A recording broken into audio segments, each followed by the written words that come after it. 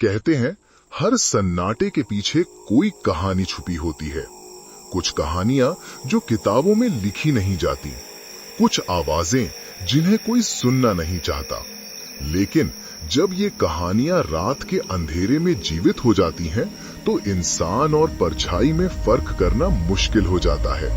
आप सुन रहे हैं अनसुनी कहानियां, जो सिर्फ सुनी नहीं महसूस की जाती हैं, जहां डर सिर्फ सुनाई नहीं देता, आपकी सांसों में उतर जाता है। तो अगर हिम्मत है, मैं हूं अनजान, आपका दोस्त, तो चलो इस सफर पर मेरे साथ। देर रात का सन्नाटा, नवरात्रि की अष्टमी की काली रात, जब हर घर में देवी की आरती की लौ जगमगा रही थी। शर्मा परिवार के घर में भी भक्ति का दीप जल रहा था। धूप की सुगंध से वातावरण पवित्र था। दरवाजे पर ताला था, पर क्या ताले किसी अदृश्य खतरे को रोक सकते हैं?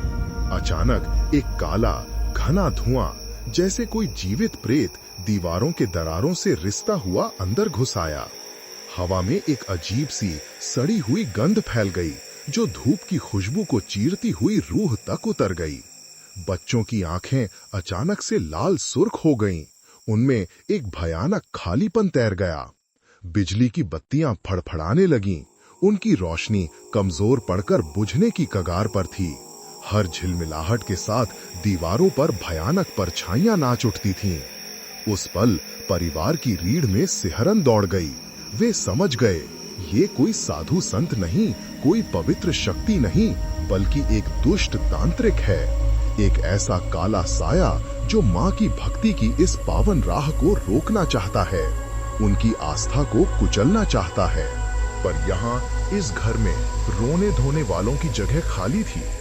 यहाँ खड़े थे वे लोग जो डर को देखकर भागते नहीं, जो उसके सामने घुटने नहीं टेकते, बल्कि उसका सामना करते हैं अपनी पूरी शक्ति और आस्था के साथ। अगले कुछ मिनटों में आप देखेंगे कैसे इस साधारण से परिवार ने नवरात्रि के 9 दिनों में उस दुष्ट तांत्रिक को मात दी, बिना किसी फिल्मी जादू के, बिना किसी बाहरी चमत्कार के, सिर्फ और सिर्फ अपनी अटूट आस्था, अपनी अनब्रेकेबल एकता और माँ दुर्गा की असीम कृपा से। ये सिर्फ एक कहानी नहीं, ये उस विश्वास की गाथा है जो हर काली शक्ति को झुका सकता है। मुक्तिपुर, नाम ही में मुक्ति थी, पर क्या ये गांव सचमुच हर बंधन से मुक्त था? ये एक छोटा सा शांत गांव था, जहां सूरज की पहली किरणें मंदिरों की घंटियों के साथ जागती थीं और शामें भजन कीर्तन में ढल जाती थीं। गांव के बीचों बीच एक पुरानी हवेली में शर्मा परिवार रहता था। दादी प्रतिभा, जिनकी आंखों में उम्र का अनुभव और भक्ति की चमक एक साथ तैरती थीं। पिता रवि, गांव के स्कूल मास्टर, जो आधुनिक विचारों और परंपराओं के बीच संतुलन साधते थे। माँ अनन्या, घर की धुरी, जिनकी ममता और शक्ति ने परिवार को एक सूत्र में पिरो रखा था। और 10 साल की मासूम चंचल बेटी खुशी, जिसकी खिलखिलाहट से पूरा घर गूंज उठता था। नवरात्रि का पहला दिन था। हवा में एक नई उमंग थी, एक पवित्र ऊर्जा का संचार। शर्मा परिवार ने पूरे उत्साह और श्रद्धा के साथ उत्सव की शुरुआत की। घर के आंगन में अनन्या ने रंगों से एक खूबसूरत रंगोली बनाई थी, जिसमें देवी के 9 रूपों को दर्शाया गया था। खुशी अपनी छोटी छोटी उंगलियों से उसमें रंग भर रही थी। उसकी हंसी हवा में मिश्री घोल रही थी। शाम को गरबा का आयोजन हुआ, जिसकी धूम पर गांव के युवा और बच्चे थिरक रहे थे। हर चेहरे पर खुशी थी, हर दिल में एक ही उद्देश्य, माँ दुर्गा को प्रसन्न करना, उनकी कृपा पाना। पड़ोसी शर्मा परिवार की खुशहाली देखकर अक्सर कहते, इस घर की खुशी देखकर तो भगवान भी ईर्ष्या करे। माँ दुर्गा की इन पर असीम कृपा है। ये बात सच भी थी। उनका घर हमेशा हंसी खुशी से भरा रहता था। एक दूसरे के प्रति प्रेम और सम्मान हर रिश्ते में झलकता था। लेकिन दादी प्रतिभा, जिनकी आंखें सिर्फ वर्तमान नहीं, भविष्य की परछाइयों को भी देख लेती थीं, रवि से बोली, बेटा, खुशी में भी सतर्क रहना। कलयुग में नजर लगती है जल्दी। ये दुनिया बस अच्छाई से ही नहीं चलती, इसमें ईर्ष्या और द्वेष के विषधर भी छिपे होते हैं। उनकी आवाज में एक अनकही चिंता थी, एक अनुभव की गहराई। रवि अपने आधुनिक विचारों में डूबा हुआ माँ की बात को हंसकर टाल दिया। आप ज्यादा सोचती हैं माँ, ये सब अंधविश्वास है, हमें सकारात्मक रहना चाहिए। उसे लगा माँ शायद बूढ़ी हो रही हैं और बेवजह चिंता करती हैं। पर दादी की आंखों में वही अनकही चेतावनी बनी रही, जैसे उन्होंने किसी आने वाले तूफान को पहले ही भांप लिया हो। उनकी आत्मा को एक अजीब सी बेचैनी महसूस हो रही थी, एक ऐसी बेचैनी जो अक्सर बड़े संकट से महसूस होती है। उन्हें लगा जैसे कोई काली परछाई उनके घर के चारों ओर मंडरा रही हो, उनकी खुशी को निगलने का इंतजार कर रही हो। नवरात्रि का दूसरा दिन चढ़ा और साथ ही चढ़ा एक अनजाना डर। सुबह का सूरज अभी पूरी तरह निकला भी नहीं था कि अनन्या खुशी को जगाने उसके कमरे में गई। खुशी अपने छोटे से पालने में सो रही थी, पर पालने के अंदर का नजारा देखकर अनन्या की रूह कांप उठी। पालने के एक कोने में एक काली विशाल मकड़ी बैठी थी। उसकी आंखें लाल थीं और उसके शरीर पर अजीबोगरीब चमकते हुए निशान थे, जैसे किसी काले जादू से उकेरे गए हों। ये कोई साधारण मकड़ी नहीं थी। मात्र चंद सेकंडों में उस मकड़ी ने पूरे पालने को एक घने चिपचिपे जाले से ढक दिया। जाला इतना मोटा और घना था कि खुशी का चेहरा भी मुश्किल से दिख रहा था, जैसे किसी ने उसे एक भयानक जाल में फंसा लिया हो। मकड़ी पलक झपकते ही गायब हो गई, पर उसके छोड़े हुए जाले से एक अजीब सी मीठी सी सड़न की बदबू आ रही थी, जो मन को विचलित कर रही थी। दादी प्रतिभा को देखते ही समझ में आ गया कि ये कोई सामान्य घटना नहीं है। उनकी अनुभवी आंखों ने तुरंत खतरे को भांप लिया। उन्होंने बिना देर किए घर में हवन का आयोजन किया। पवित्र मंत्रों का जाप शुरू हुआ। हवन कुंड से उठने वाला धुआं घर में फैलने लगा, पर इस बार धुएं ने एक अजीबोगरीब भयानक आकार लिया। वो एक खोपड़ी जैसा दिख रहा था, जिसकी आंखें जैसे जल रही थीं। धुआं धीरे धीरे घर के बाहर की ओर बढ़ा, जैसे किसी अदृश्य शक्ति को बाहर धकेल रहा हो। रवि ने इसे कोयले की वजह से होने वाला एक सामान्य भ्रम समझा।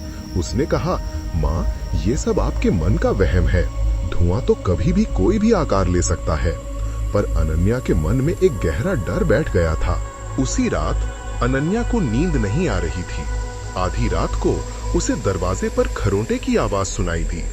वो कोई छोटी मोटी खरोंट नहीं थी, बल्कि ऐसी आवाज थी जैसे कोई नुकीले पंजों से लकड़ी को चीर रहा हो। एक भयावह, धीमी और लगातार बढ़ती हुई आवाज। उसने रवि को जगाया। रवि, जो अभी भी इन सब बातों को गंभीरता से नहीं ले रहा था, थोड़ा झल्लाया हुआ उठा। उसने टॉर्च उठाई और हिम्मत करके दरवाजा खोला। बाहर सिर्फ ठंडी सर्द हवा थी, जो हड्डी तक सिहरन पैदा कर रही थी। पर हवा में एक और चीज थी, एक तीखी अजीबोगरीब खुशबू। ये खुशबू तिल के तेल जैसी थी, पर उसमें कुछ ऐसा मिला हुआ था जो मन को बेचैन कर रहा था, जैसे किसी सड़ी हुई चीज की गंध जो पवित्रता को अपवित्र कर रही हो। रवि ने चारों ओर देखा, पर कुछ नहीं दिखा। उसने दरवाजा बंद किया और अनन्या को तसल्ली दी। ये सब हवा का काम है और तुम्हारी कल्पना का। पर अनन्या जानती थी, ये सिर्फ हवा नहीं थी, ये एक चेतावनी थी, एक ऐसी चेतावनी जो उनके घर की शांति को भंग करने आई थी। नवरात्रि का पहला दिन था। हवा में एक नई उमंग थी, एक पवित्र ऊर्जा का संचार। शर्मा परिवार ने पूरे उत्साह और श्रद्धा के साथ उत्सव की शुरुआत की। घर के आंगन में अनन्या ने रंगों से एक खूबसूरत रंगोली बनाई थी, जिसमें देवी के 9 रूपों को दर्शाया गया था। खुशी अपनी छोटी छोटी उंगलियों से उसमें रंग भर रही थी। उसकी हंसी हवा में मिश्री घोल रही थी। शाम को गरबा का आयोजन हुआ, जिसकी धूम पर गांव के युवा और बच्चे थिरक रहे थे। हर चेहरे पर खुशी थी, हर दिल में एक ही उद्देश्य, माँ दुर्गा को प्रसन्न करना, उनकी कृपा पाना। ये सिर्फ शुरुआत थी, एक भयानक खेल की, जिसकी पटकथा कहीं और लिखी जा रही थी। दादी की आंखों में अब और भी गहरी चिंता थी, जैसे वो जानती हो कि ये सिर्फ एक मकड़ी या एक गंध नहीं, बल्कि एक दुष्ट शक्ति का पहला वार था। गांव से थोड़ी दूर एक सुनसान जगह पर, जहां पुरानी बावड़ी की सीढ़ियों पर काई जमी रहती थी और आसपास जंगली झाड़ियां उगाई थीं, एक जर्जर झोंपड़ी थी। इस झोंपड़ी में तांत्रिक भैरवनाथ रहता था। उसके बारे में गांव में कई कहानियां प्रचलित थीं, इतनी भयानक कि लोग रात को उसका नाम लेने से भी डरते थे। कहते हैं कि 20 साल पहले उसने अपने ही गुरु को बड़ी क्रूरता से मार डाला था, सिर्फ उनकी प्राचीन तंत्र मंत्र की किताब छीनने के लिए। वो किताब, जिसे काल संहिता कहा जाता था, उसमें काले जादू के ऐसे रहस्य भरे थे जो किसी भी इंसान को असीम पर भयानक शक्तियां दे सकते थे। भैरवनाथ ने उस किताब के हर पन्ने को अपने खून से सींचा था और उसकी आत्मा को उस काली विद्या में पूरी तरह डुबो दिया था। भैरवनाथ का चेहरा हमेशा एक अजीब सी क्रूरता से भरा रहता था। उसकी आंखें लाल थीं, जैसे उनमें हमेशा आग जलती रहती हो, और उसके माथे पर एक गहरा घाव था जो उसके गुरु के अंतिम वार का निशान था। उसकी आवाज में एक अजीब सी कर्कशता थी जो सुनकर ही रूह कांप उठती थी। नवरात्रि उसके लिए सिर्फ एक त्योहार नहीं था, बल्कि सबसे बड़ा मौका था। ये 9 दिनों का समय था जब ब्रह्मांड में ऊर्जा का प्रवाह सबसे तीव्र होता है और तांत्रिक ऐसी शक्तियों को अपने वश में करने के लिए सबसे शक्तिशाली अनुष्ठान करते हैं। इन 9 दिनों में भैरवनाथ 9 बलि चढ़ाता था, हर बलि एक नए स्तर की शक्ति प्राप्त करने के लिए। इस बार उसकी काली नजर शर्मा परिवार पर थी। क्यों? क्योंकि दादी प्रतिभा ने एक बार उसके काले मंत्र को तोड़ दिया था। कुछ साल पहले गांव के एक मासूम बच्चे पर भैरवनाथ ने अपनी काली विद्या का प्रयोग किया था। उसे बलि चढ़ाने की तैयारी में था। दादी प्रतिभा अपनी आध्यात्मिक शक्ति और अटूट भक्ति के बल पर उस बच्चे को बचाने में सफल रही थी। उन्होंने अपने मंत्रों और मां दुर्गा की कृपा से भैरवनाथ के काले जादू को निष्प्रभावी कर दिया था। उस हार का अपमान भैरवनाथ कभी नहीं भूला था। उसके अंदर बदले की आग सुलग रही थी, एक ऐसी आग जो अब शर्मा परिवार को जलाकर राख कर देना चाहती थी। वो बदला लेना चाहता था, और इस बार उसका बदला सिर्फ दादी से नहीं, बल्कि पूरे परिवार से होगा। पर उसे नहीं पता था, उसका ये बदला सिर्फ उसी पर भारी नहीं पड़ेगा, बल्कि उसकी सोच पर भी भारी पड़ेगा, उसकी काली विद्या के अस्तित्व पर भी। उसकी क्रूरता की हदें पार करने वाली थीं, और शर्मा परिवार की भी। नवरात्रि का चौथा दिन आते आते घर में एक अजीब सी खामोशी छा गई थी, जो तूफान से पहले की शांति जैसी थी। खुशी, जो हमेशा चंचल और हंसमुख रहती थी, अचानक उदास रहने लगी। चौथे दिन सुबह उसके गले में सूजन आ गई। सूजन इतनी बढ़ गई कि उसे सांस लेने में भी तकलीफ होने लगी। रवि और अनन्या उसे लेकर गांव के वैद्य के पास गए, फिर शहर के डॉक्टर के पास भी। डॉक्टर ने कहा एलर्जी है और दवाइयां दी, पर दवाइयों का कोई असर नहीं हुआ। खुशी का गला और सूजता गया, उसकी आवाज दबती चली गई और उसकी आंखों में एक अजीब सी चमक आ गई, जैसे वो किसी और दुनिया को देख रही हो। अनन्या और रवि बेबस होकर उसे देखते रहे। उनकी आंखों में डर और लाचारी साफ झलक रही थी। ये कोई सामान्य बीमारी नहीं थी, वे दोनों अब ये मानने लगे थे। 5वें दिन रवि के साथ एक भयानक घटना हुई। वो सुबह की पूजा के लिए तुलसी के पौधे को पानी देने गया था। जैसे ही उसने पानी डाला, उसके पैर अचानक जमीन में धंसने लगे, जैसे किसी अदृश्य शक्ति ने उसे नीचे खींच लिया हो। वो चीखा, घबराकर बाहर निकलने की कोशिश की, पर उसके पैर ऐसे जकड़ गए थे जैसे किसी ने उन पर भारी पत्थर रख दिया हो। मिट्टी खुद ब खुद उसके पैरों को निगलने लगी थी। रवि ने पूरी ताकत लगाई उसकी सांस फूल गई, माथे पर पसीना आ गया। दादी प्रतिभा ने सुना तो दौड़ कर आई। उन्होंने तुरंत गंगा जल छिड़का और गायत्री मंत्र का जाप किया। धीरे धीरे रवि के पैरों की जकड़न कम हुई और वो जैसे तैसे बाहर निकल पाया। उसके पैरों पर गहरे निशान पड़ गए थे, जैसे किसी ने उन्हें जंजीरों से बांधा हो। ये घटना रवि के मन में एक गहरा डर बिठा गई। उसका वैज्ञानिक मन अब इन सब घटनाओं को मात्र संयोग मानने से इनकार करने लगा था। छठे दिन अनन्या के साथ कुछ ऐसा हुआ जिसने उसे अंदर तक तोड़ दिया। सुबह जब वो बाल कंघी कर रही थी तो उसके बाल गुच्छों में झड़ने लगे। आगे से उसके बाल इतनी तेजी से झड़े कि उसके माथे पर एक बड़ा सा खालीपन आ गया।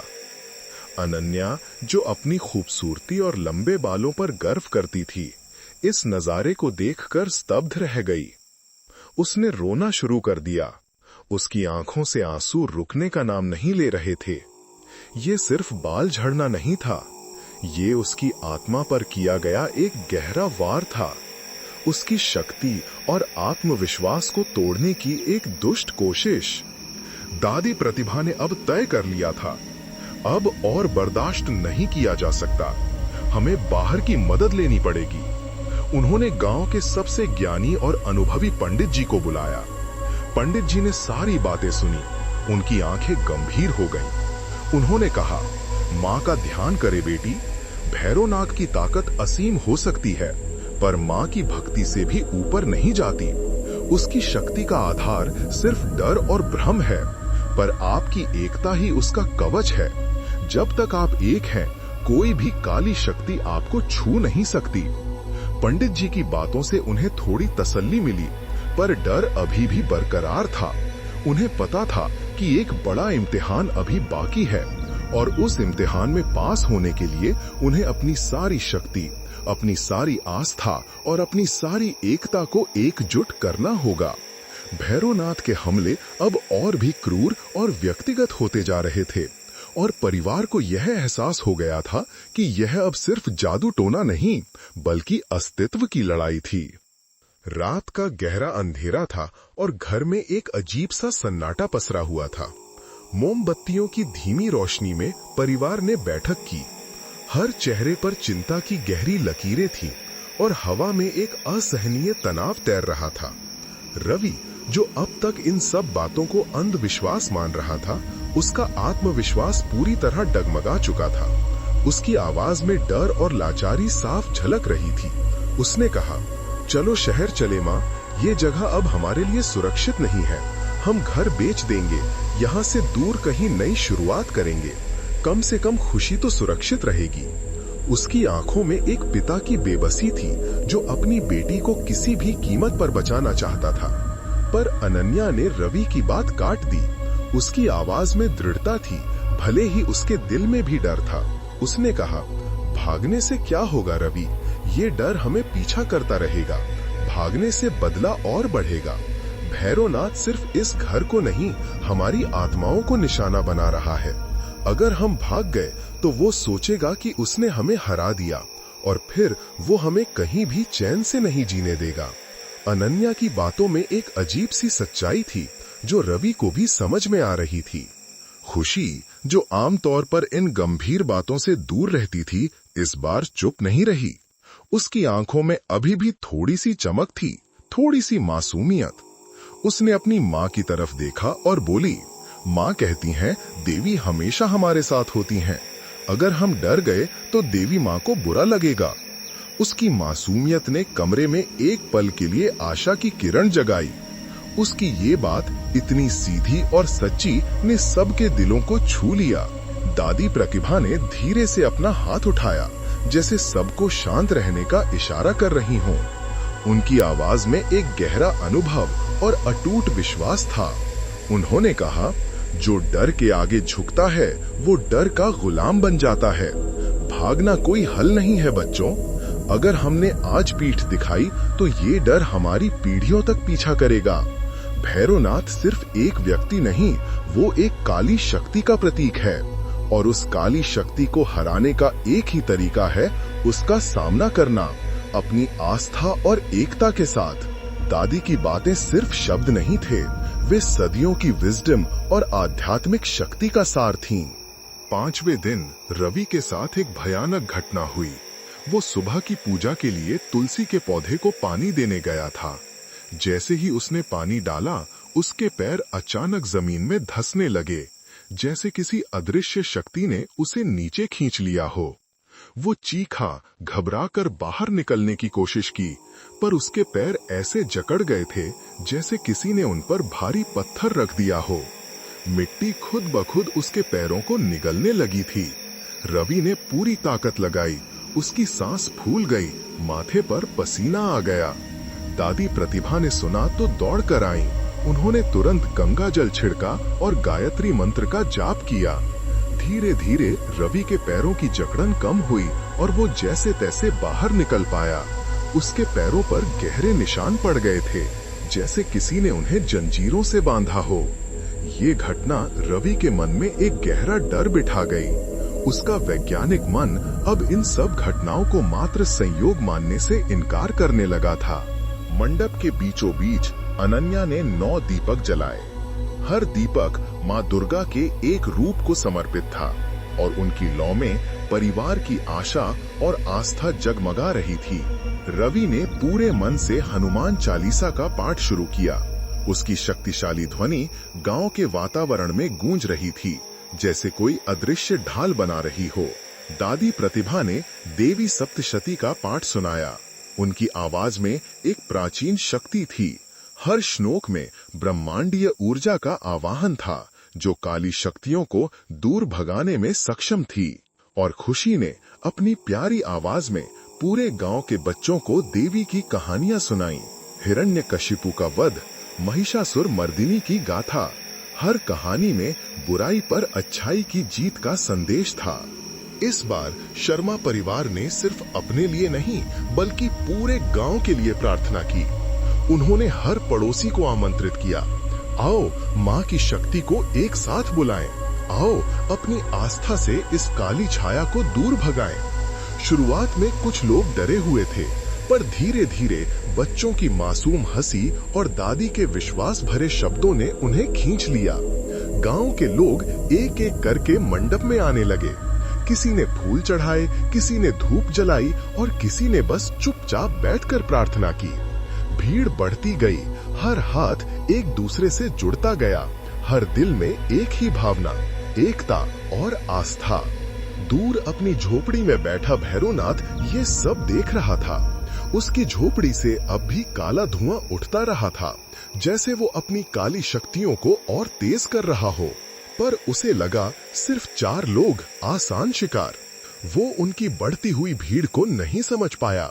उसे लगा कि ये सिर्फ एक दिखावा है, एक कमजोर कोशिश। उसकी काली विद्या ने उसे अहंकार से भर दिया था। उसने सोचा, ये मूर्ख लोग अपनी छोटी सी पूजा से मेरा क्या बिगाड़ लेंगे। उसे नहीं पता था कि ये भीड़ सिर्फ लोगों की नहीं थी, ये आस्था की शक्ति थी, जो किसी भी काले जादू से कहीं ज्यादा शक्तिशाली थी। गांव के लोगों की एकजुटता और भक्ति ने एक ऐसी अभेद्य दीवार खड़ी कर दी थी, जिसे भेदना भैरवनाथ के लिए आसान नहीं था। मंडप के चारों ओर एक अदृश्य पवित्र ऊर्जा का घेरा बन गया था, जो भैरवनाथ की काली शक्तियों को अंदर आने से रोक रहा था। उसकी काली विद्या अब उस सामूहिक आस्था के सामने कमजोर पड़ने लगी थी। अष्टमी की रात, नवरात्रि की सबसे शक्तिशाली और सबसे भयावह रात 11 बजे का समय था। मंडप में गांव के लोग अभी भी भजन कीर्तन कर रहे थे, जब अचानक बिजली गुल हो गई। पूरी बस्ती घने अंधेरे में डूब गई। उसी पल एक तेज हवा चली, इतनी जोरदार कि जैसे कोई बवंडर आ गया हो। पेड़ों की डालियां जोर जोर से हिलने लगीं और हवा में एक अजीब सी घुटन भरी गंध फैल गई। मंडप के दीपक फड़फड़ाने लगे, उनकी लौ थरथरा रही थी, जैसे किसी अदृश्य शक्ति के आगे झुकने को मजबूर हो रही हो। फिर दरवाजे पर 3 जोरदार ठक ठक की आवाज आई। आवाज इतनी भयावह थी कि सब लोग अपनी जगह जम गए। रवि ने हिम्मत करके दरवाजा खोला। बाहर कोई नहीं था। सिर्फ एक काला घिसा पिटा चोगा पड़ा था जो किसी मृत शरीर पर लिपटा हुआ सा लग रहा था। चोगा हवा में उड़ा जैसे किसी अदृश्य हाथ ने उसे उठाया हो और सीधे मंडप पर जा गिरा। जैसे ही चोगा दियों को छूता, सारे दीपक एक साथ बुझ गए। घोर अंधेरा छा गया। मंडप में सन्नाटा पसर गया। सिर्फ हवा की सरसराहट और लोगों की दबी हुई सांसें सुनाई दे रही थीं। खुशी चीखी, पापा, किसी ने मेरी आंखों में धूल झोंकी। उसकी आवाज में दर्द और डर मिला हुआ था। दादी प्रतिभा ने अपनी पूरी शक्ति से चीखकर कहा, दीपक जलाओ, माँ की ज्योति कभी न बुझे। रवि ने माचिस उठाई। अनन्या ने दीपक पर तेल डाला, पर माचिस की तीली जली ही नहीं। बार बार कोशिश करने पर भी आग नहीं लग रही थी, जैसे कोई अदृश्य शक्ति उन्हें रोक रही हो। निराशा और डर के साए गहरे होते जा रहे थे। तभी अनन्या ने अपनी मांग की सिंदूर की डिबिया निकाली। उसकी आंखों में एक नई दृढ़ता थी, एक अटूट विश्वास। उसने डिबिया खोली और उसमें से थोड़ा सा सिंदूर निकालकर बुझे हुए दीपक पर छिड़क दिया। और फिर एक चमत्कार हुआ।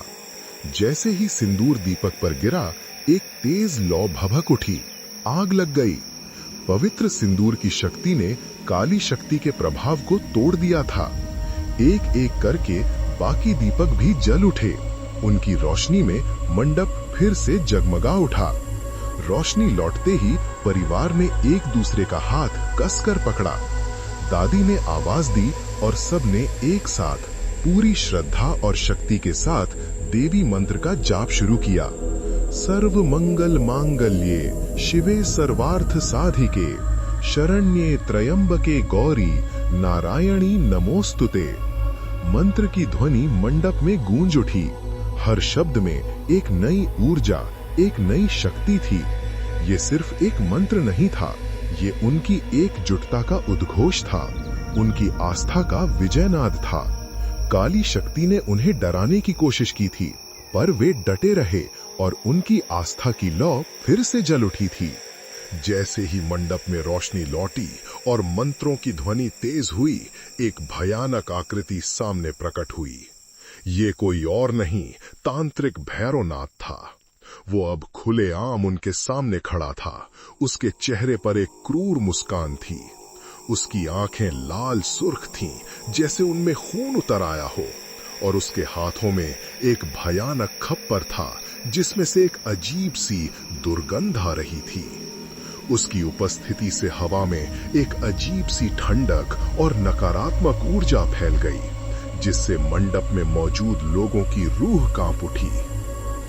भैरवनाथ ने अपनी कर्कश आवाज में कहा, बहुत हो गया ये नाटक, मेरी बलि लो या तुम्हारी बेटी ले जाऊं। उसकी उंगली सीधे खुशी की ओर थी, जो डर के मारे अनन्या से चिपक गई थी। उसकी आवाज में एक ऐसी धमकी थी जो सीधे दिल पर वार करती थी। रवि, जो अब तक अपने डर पर काबू पा चुका था, आगे बढ़ा। उसकी आंखों में एक पिता की क्रोधित ज्वाला थी। उसने कहा, बच्चे से बात करने की हिम्मत कैसे हुई तेरी? अगर हिम्मत है तो मुझसे लड़। रवि की ये चुनौती भैरवनाथ के अहंकार को चोट पहुंचा गई। तांत्रिक ने हवा में अपना हाथ घुमाया। एक अदृश्य शक्तिशाली धक्का लगा और रवि जमीन से उठकर दूर जा गिरा। उसकी पीठ पर जोरदार चोट लगी। वो दर्द से कराह उठा, पर उसकी आंखें अभी भी भैरवनाथ पर टिकी थीं। दादी प्रतिभा ने चिल्लाया, अपने पाप का प्रायश्चित कर दुष्ट, माँ तुझे कभी माफ नहीं करेंगी। भैरवनाथ हंसा। उसकी हंसी इतनी भयानक थी कि मंडप की दीवारें भी थरथरा उठीं। उसने कहा, प्रायश्चित तो तुम्हें करना पड़ेगा बुढ़िया। मेरी किताब तोड़वाई थी ना, आज मैं उसका बदला लूंगा।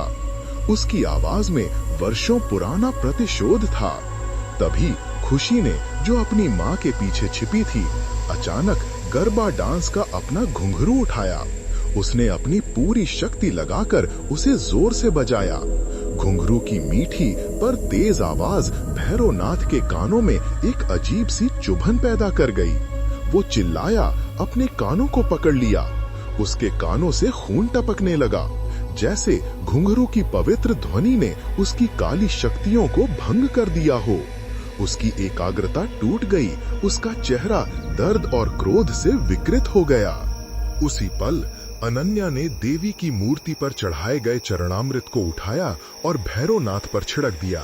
जैसे ही पवित्र जल उसकी काली त्वचा पर गिरा, वहां से एक तेज धुआं उठा और भैरवनाथ दर्द से चीख उठा। जहां जहां पानी गिरा था, वहां उसकी त्वचा जलने लगी थी, जैसे किसी तेजाब ने उसे छुआ हो। चरणामृत की पवित्रता ने उसकी काली आभा को नष्ट करना शुरू कर दिया था। हर परिवार सदस्य अपनी अपनी तरह से उस पर वार कर रहा था, उसकी शक्ति को कमजोर कर रहा था। भैरवनाथ अब अकेला पड़ रहा था। उसकी काली शक्तियां एक साथ कई मोर्चों पर हमला झेल रही थीं। भैरवनाथ दर्द से कराह रहा था। उसकी काली शक्तियां एक एक करके जवाब दे रही थीं। तभी मंडप में रखी देवी की मूर्ति से अचानक एक तेज चमक निकली, इतनी असीम और शक्तिशाली कि पूरी गली रोशन हो गई। ये चमक सिर्फ प्रकाश नहीं थी, ये पवित्रता, शक्ति और दैवीय ऊर्जा का एक पुंज थी। अंधेरा चीरकर एक स्वर्गीय आभा फैल गई, जिसने भैरवनाथ की काली शक्तियों को बेअसर कर दिया। भैरवनाथ पीछे हटा, उसकी लाल आंखें भय से चौड़ी हो गईं। उसने चीख कर कहा, ये झूठी चमक है, ये सिर्फ भ्रम है। पर उसके शब्दों में अब पहले वाला अहंकार नहीं था, बल्कि डर की एक गहरी परत थी। उसने अपनी बची हुई शक्ति को एकजुट किया और फिर से आगे बढ़ा, देवी की मूर्ति की ओर। वो उस चमक को बुझाना चाहता था, उस दिव्य शक्ति को नष्ट करना चाहता था। पर जैसे ही उसने एक कदम आगे बढ़ाया, उसके पांव जमीन में धंस गए। जमीन ने उसे जैसे अपनी गिरफ्त में ले लिया था। वो कीचड़ की तरह चिपचिपी हो गई थी। वो जितना बाहर निकलने की कोशिश करता, उतना ही गहरा धंसता जाता। उसके पैर कमर तक जमीन में समा गए थे और वो बेबस होकर फंस गया। दादी प्रतिभा ने अपनी आंखों में एक शांत पर दृढ़ चमक के साथ कहा, जिसने मां की भक्ति को चोट पहुंचाने की सोची, उसे धरती खुद ही निगल लेती है। ये प्रकृति का न्याय है दुष्ट। उनकी आवाज में अब कोई डर नहीं था, सिर्फ दैवीय शक्ति का विश्वास था। रवि, जो अब तक अपने पैरों पर खड़ा हो चुका था, भैरवनाथ के पास गया। उसकी आवाज में अब भी करुणा का भाव था, पर दृढ़ता भी थी। उसने कहा, आत्मसमर्पण करो या समाप्त हो जाओ। माँ तुम्हें माफ कर सकती हैं, पर अगर तुम अपनी काली विद्या नहीं छोड़ोगे तो तुम्हारा अंत निश्चित है। भैरवनाथ ने अपनी अंतिम शक्ति लगाकर अपना खप्पर रवि की ओर फेंका, पर खप्पर हवा में ही रुक गया, जैसे किसी अदृश्य दीवार से टकराया हो। फिर एक चमत्कार हुआ, खप्पर पलटकर उसी की ओर बढ़ा। उसकी अपनी ही शक्ति उसके खिलाफ हो गई थी। भैरवनाथ ने अपनी आंखें डर से बंद कर लीं। उसे अपना अंत साफ दिख रहा था। खप्पर ने उसके कंधे पर जोरदार वार किया, एक ऐसी चोट जो उसकी आत्मा तक को झकझोर गई। वो दर्द से चीख उठा, मुझे माफ करो माँ, मुझे माफ करो। उसकी आवाज में अब अहंकार नहीं, सिर्फ पश्चाताप था। दादी बोली, माँ हमेशा माफ करती है बेटा, पर तुम्हें अपनी विद्या का दुरुपयोग बंद करना होगा। अपनी शक्तियों को सकारात्मक कार्यों में लगाओ, यही तुम्हारा असली प्रायश्चित होगा। देवी की चमक धीरे धीरे कम होने लगी, पर उसकी पवित्रता वातावरण में बनी रही। भैरवनाथ का अहंकार टूट चुका था, उसकी काली शक्तियां बिखर चुकी थीं और उसकी आत्मा में एक नई रोशनी की उम्मीद जगने लगी थी। भैरवनाथ, जिसका शरीर दर्द और आत्मा पश्चाताप से भरी थी, घुटनों के बल जमीन में धंसा हुआ था। उसकी आंखों से आंसू बह रहे थे, जो उसके काले कर्मों को धो रहे थे। उसने कांपते हुए हाथों से प्रतिज्ञा की, मैं आज से तंत्र का उपयोग केवल रक्षा के लिए करूंगा, कभी बदले के लिए नहीं, कभी किसी को नुकसान पहुंचाने के लिए नहीं। उसकी आवाज में अब कोई क्रूरता नहीं थी, सिर्फ एक टूटे हुए इंसान की ईमानदारी थी। देवी की चमक धीरे धीरे धीमी पड़ी, जैसे मां ने उसकी प्रतिज्ञा को स्वीकार कर लिया हो। भैरवनाथ, जो अब तक जमीन में धंसा हुआ था, धीरे धीरे बाहर निकल आया। उसकी चाल में अब पहले वाला अहंकार नहीं था, बल्कि एक अजीब सी शांति थी। वो चुपचाप मंडप से बाहर निकल गया, जैसे एक नए जीवन की ओर बढ़ रहा हो। रवि ने दादी से पूछा, दादी, आपने उसे छोड़ा क्यों? उसने हमें इतना परेशान किया, खुशी को इतना डराया। रवि के मन में अभी भी बदले की भावना थी, जो स्वाभाविक थी। दादी ने मुस्कुराकर कहा, नफरत को जीतना है तो प्यार से ही जीतना पड़ता है बेटा। उसे दंड देने से वो और भी क्रूर बन सकता था, पर उसे क्षमा करके और सही राह दिखाकर हमने उसे बदल दिया। यही माँ दुर्गा का असली संदेश है। अंधेरे को दूर करने के लिए प्रकाश की जरूरत होती है, न कि और अंधेरे की। परिवार ने फिर से दीपक जलाए और इस बार उनकी लौ में एक नई शांति और विजय की चमक थी। पड़ोसियों ने तालियां बजाईं, उनकी आंखों में औ और राहत थी। गांव में अब कोई भैरवनाथ का नाम लेकर नहीं डरता था। वो अब एक साधु बन चुका था, जो बच्चों को तंत्र मंत्र से बचने की कहानियां सुनाता था और उन्हें बताता था कि असली शक्ति कहाँ होती है, प्रेम, एकता और आस्था में। उसका जीवन एक जीवित उदाहरण बन गया था कि कैसे एक व्यक्ति अपने काले अतीत को छोड़कर प्रकाश की राह पर चल सकता है। अगर आपको ये संघर्ष पसंद आ रहा है, ये कहानी आपके दिल को छू रही है, तो लाइक का बटन दबाना मत भूलिएगा। इससे YouTube को पता चलेगा कि भारतीय परिवार की एकता और आस्था की ऐसी कहानियां आप तक पहुंचती रहें। अगली सुबह नवरात्रि का 9वां और अंतिम दिन था। शर्मा परिवार ने गांव में एक बड़ा भंडारा आयोजित किया। उन्होंने गरीबों और जरूरतमंदों को भोजन करवाया। अपनी जीत का जश्न नहीं, बल्कि माँ दुर्गा की कृपा का आभार व्यक्त किया। खुशी ने अपने छोटे छोटे हाथों से हर किसी को प्रसाद दिया। भैरवनाथ भी अब एक शांत और विनम्र साधु के रूप में भंडारे में आया। उसका चेहरा अभी भी थोड़ा थका हुआ था, पर उसकी आंखों में अब कोई काली चमक नहीं थी, बल्कि एक अजीब सी शांति थी। खुशी ने उसे भी थाली दी। वह शर्मिंदा था, अपनी नजरें नहीं उठा पा रहा था, पर खुशी ने मुस्कुरा कर कहा, खाइए बाबा, आज माँ की जय हो, आज हम सब एक हैं। उसकी मासूमियत ने भैरवनाथ के दिल को छू लिया। रवि उसके पास आया और उसकी आंखों में अब कोई क्रोध नहीं था, सिर्फ एक नई समझ थी। उसने पूछा, क्या तुम्हें अब भी डर लगता है भैरवनाथ? भैरवनाथ ने एक गहरी सांस ली और उसकी आवाज में एक अजीब सी उदासी और मुक्ति का भाव था। उसने कहा, डर तो तब था रवि, जब मैं अकेला था रवि, जब मैं अपनी काली शक्तियों के अंधकार में भटक रहा था। आज माँ का परिवार मेरे साथ है, उनकी कृपा मेरे साथ है, अब मुझे किसी बात का डर नहीं। उसके शब्दों में एक गहरा सत्य था, जो हर किसी को छू गया। उसे एहसास हो गया था कि असली शक्ति अकेलेपन और काली विद्या में नहीं, बल्कि प्रेम, समुदाय और दैवीय कृपा में होती है। 10वें दिन विजयादशमी का पावन पर्व था। देवी की मूर्तियों का विसर्जन होना था। इस बार पूरा गांव एक हो गया था। सभी लोग एक साथ मिलकर देवी की मूर्ति को विसर्जन के लिए ले जा रहे थे।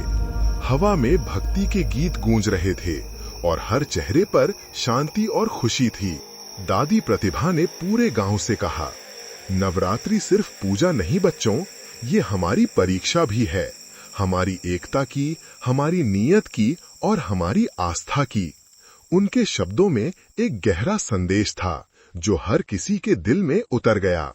उन्होंने बताया कि कैसे एकजुटता और विश्वास से किसी भी बड़ी से बड़ी चुनौती का सामना किया जा सकता है। तांत्रिक भैरवनाथ भी अब एक साधु के रूप में देवी की मूर्ति के सामने खड़ा था। उसने अपने हाथ जोड़े, उसकी आंखों में पवित्रता और श्रद्धा थी। उसने अपनी पुरानी काली विद्या के बजाय अब माँ दुर्गा की दिव्य शक्ति को स्वीकार कर लिया था। रवि ने उसके पास आकर उसे एक पुस्तक दी, योग सूत्र। उसने कहा, इसे पढ़ो भैरवनाथ, यह तुम्हें मन की शुद्धता और आत्मा की शांति का मार्ग दिखाएगा। ताकि तंत्र मन का शुद्ध हो, ताकि तुम्हारी शक्तियां सिर्फ सकारात्मक कार्यों में लगें। भैरवनाथ ने पुस्तक को श्रद्धा से अपने हाथों में लिया। उसकी आंखों में एक नई उम्मीद थी। ये सिर्फ एक पुस्तक नहीं थी, ये एक नए जीवन का मार्ग था, एक नए उद्देश्य की शुरुआत थी। अगर आपकी भी कोई ऐसी कहानी है जहां डर पर विश्वास की जीत हुई हो, तो कमेंट्स में हमें जरूर बताइएगा, हम उसे पढ़ना चाहेंगे। और हाँ, हमारे चैनल को सब्सक्राइब करना मत भूलिएगा, ताकि अगली कहानी आपसे पहले कहीं और न चली जाए। डर सच में बहुत बड़ा होता है। उसकी परछाई इतनी घनी होती है कि कभी-कभी हमें लगता है कि हम उससे कभी बाहर नहीं निकल पाएंगे। पर जब परिवार एक साथ खड़ा होता है, जब उनकी आस्था एक सूत्र में पिरोई होती है, तो डर भी दूर भागता है अपनी काली परछाइयों को समेटकर। नवरात्रि में मां दुर्गा ने हमें यही सिखाया। असली शक्ति भक्ति में नहीं, बल्कि उस अटूट भरोसे में होती है जो हम एक दूसरे पर और अपनी आस्था पर रखते हैं। आप भी याद रखिएगा, जब तक एकता है, जब तक विश्वास है, तांत्रिक चाहे जितना भी काला जादू कर ले, कितना भी अंधेरा फैला ले, अंत में उजाला ही जीतता है और बुराई पर हमेशा अच्छाई की ही विजय होती है।